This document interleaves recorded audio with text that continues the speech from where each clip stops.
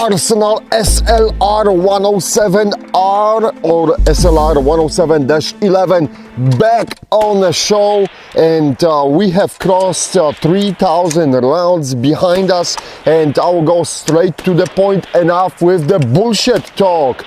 So we started the day with our Sand Tornado, and the first time we have run the Sand Tornado, rifle did all 30 rounds like a champ, but the Ulla told me basically, hey, I'm not so sure, that sand was kind of wet, you know, maybe we should repeat the test. So this is what we did. I cleaned up the rifle after the first one, and we have run it the Sand Tornado second time. So the SLR is getting a special treatment from us.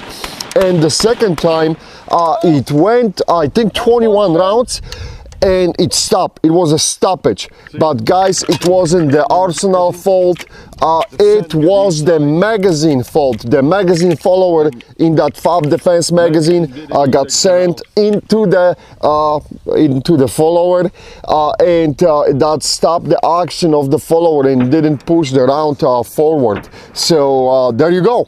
Very good performance of Arsenal Slr107r at the Sand Tornado.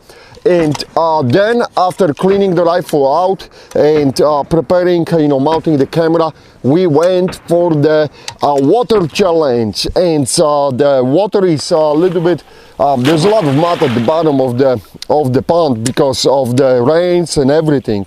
And this is something what I have never seen would happen in the pond.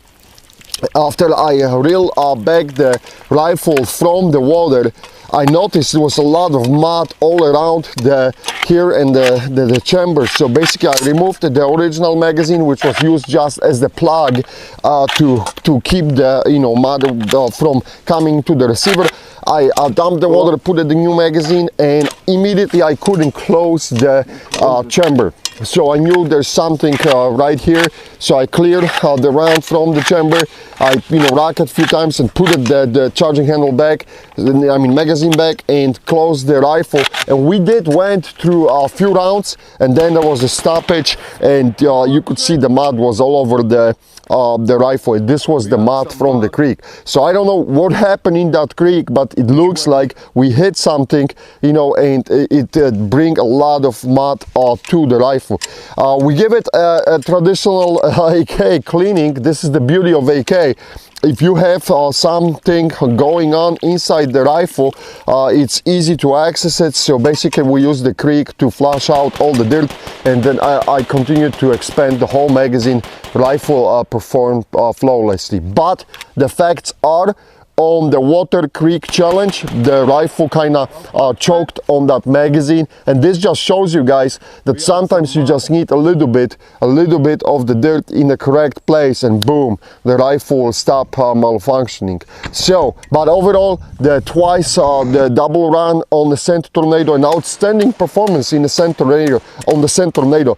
That second time there was really tons of sand going all over the places, and the rifle performed like a champ in my eyes on this. But that being said, let me take the annihilator combo off and dive in underneath of the hood. I will try to wipe it off for the pictures, but it is what it is, guys. You know, we are in the field conditions here, okay?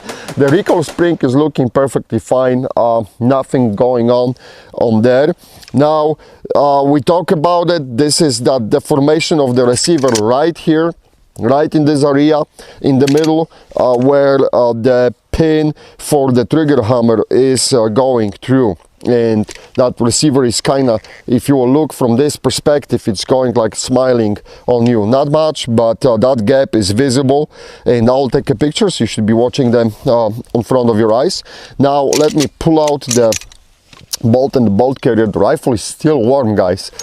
It's amazing, but we are always monitoring temperature, making sure we are not overheating the metal. All right, the bolt, I will start with the bolt. Why not? The firing pin on the back is looking good to me, and up front I do not see much either, and the extractor claw is looking good, and all the locking lugs and the front of the bolt is looking good. On the back, everything is looking beautiful, guys. This is absolutely nice and smooth surfaces. Nothing is happening here. We had one legit malfunction. I mean legit, I mean not connected to either mod or scent. But again, it wasn't the rifle's fault. It was the Wolf ammo fault, and you can see the picture. What happened was the primer was struck by the firing pin, but the round didn't go off. So I took pictures and I'm reporting basically a misfire. All right, at this point. So bolt is looking good. Bolt is looking good. Let me have a look at the bolt carrier. And are we progressing on that deformation of the tail? Not that much, guys. I don't think so. I think this thing stopped, to be honest with you. As always, you probably are seeing a better pictures because on the HD screen you can see really big, and no, but I honestly, this is nothing. I think so that this is doing perfectly fine. So yeah, I'm not concerned about that tail on the bolt carrier at all. Here in the channel we are looking good too. Any areas, if you see something, guys, say something. As I said, you have better pictures when watching that video than from what I'm seeing with my naked eyes right now. Here the pin for the rivet for the piston is looking good, and the piston head is looking perfectly fine as well. So the bolt carrier is holding up nicely. I do not see anything jumping out of place on it. Let me have a look at the trigger hammer, because as you guys know, I told you that the basically trigger hammer is being reprofiled by the bolt carrier, and this is the original Arsenal fire control group. And this trigger is actually awesome. Not awesome, it's good. It's good. I really like this trigger. I think so it's an upgrade from their previous design, which wasn't so good. But the trigger hammer is holding up, and I think so that deformation is finally fading off. So the bolt carrier shaped the trigger hammer, those humps, and I don't even know why they have those humps. Why not do that, like a mold, ejection mold, and already have a nice metal formed at the beginning, but whatever. All right, inside the bullet guide is looking cool. Not much going on. Trunion, let me touch the edges. Everything is awesome here. I like that. I like touching the things with my fingers in the tight spaces. That sounds weird. Okay, but the trunion is looking awesome. Chamber, let me have a quick look into the chamber, and it survived twice the tornado. Chamber is looking good. Look at the bottom at the trunion, and this is looking good as well.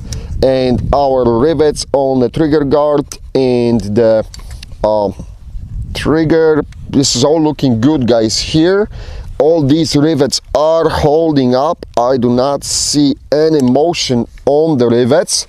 They are all looking good, and I do not have a complaints about those rivets. We did talk about the deformation of the receiver over here, but that's rifle cycles, and that's it's going. We'll see what's going to happen at the end. All here is looking good. Now let me pull the lever out and remove the gas tube. And the gas tube outside is looking perfectly fine from the inside portion, and on the top our cheese grater is holding up great. And time for the pirate. And inside the gas tube everything is looking good as well. I do not see any deformations or missing pieces. Let me check the barrel, because really we put up a lot of heat, a lot of magazine dumps today, and I do not see the flaking of the barrel on the finish, which is freaking awesome.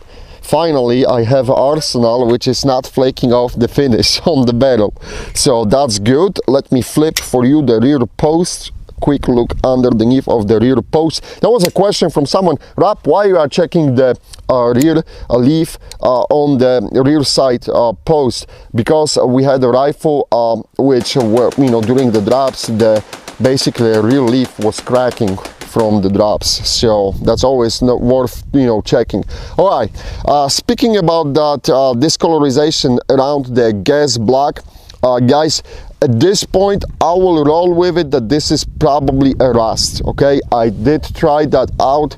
I thought maybe it's like salts after the manufacturing coming out from it, or maybe a grease. I did taste this with my tongue in the last episode, and no, it didn't have that oil or greasy taste. So at this point I'll roll with that this is you know, some rusty discolorization. So it is what it is.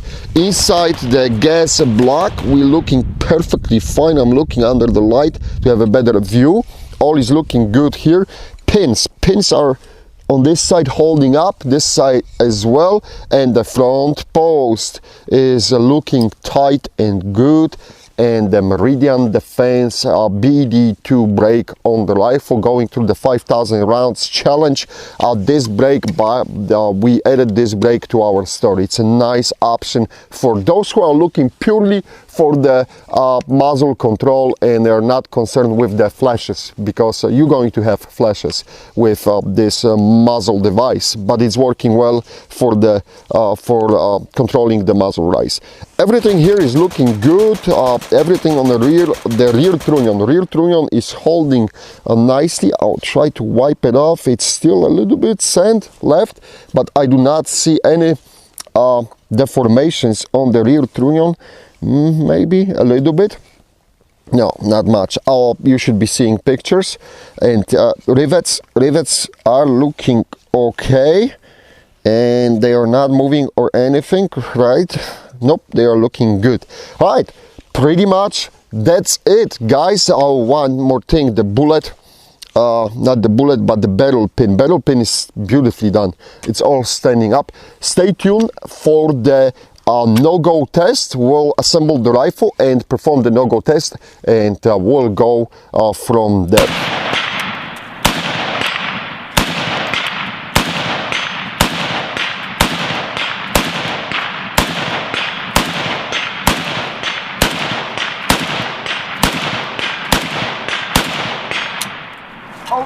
Let's go. And nothing, stiff resistance. There's no way to force that gauge inside. One more time. Nope, it's holding up. And the Arsenal Slr107r just has been cleared for another 1,000 rounds run after really big and tiring day for that machine.